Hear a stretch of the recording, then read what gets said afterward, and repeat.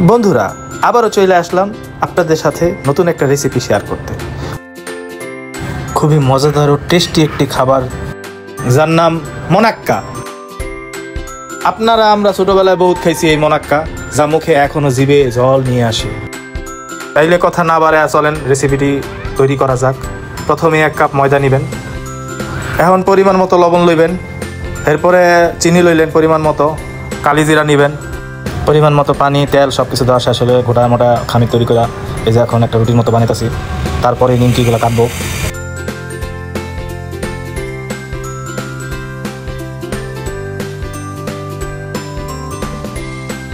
এই কাটাকাটি শেষ হওয়ার পরে একটা পাত্রে তেল দিতে হইব। পরিমাণ মতো তেল দিয়া তেলটা গরম করে আলতে হইব।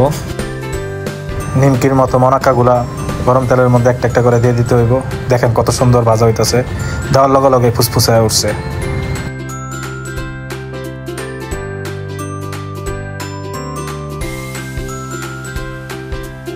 মোনাক্কাগুলা বাদামি কালারের ভাজা ভাজা হইতে হইব। তারপরে আমরা উঠায় ফেলবো। এখন একটা প্লেটে উঠায় রাখবো। কি কেমন লাগতেছে? আপনারা কি ভাবছেন হয়ে গেছে মোনাক্কা? এখনো হয় নাই। এটা তো মাত্র ডেমো দেখাইতাছি। এখনো আরো অনেক কাজ বাকি আছে, সামনে দেখতে থাকেন। 2 কাপের মতো চিনি নিব। চিনি তারপর ঢাইলা দিব গরম পাত্রের মধ্যে। তারপরে একটু নাড়াচাড়া দেব চিনিটারে। এরপরে দিতে হইব পানি।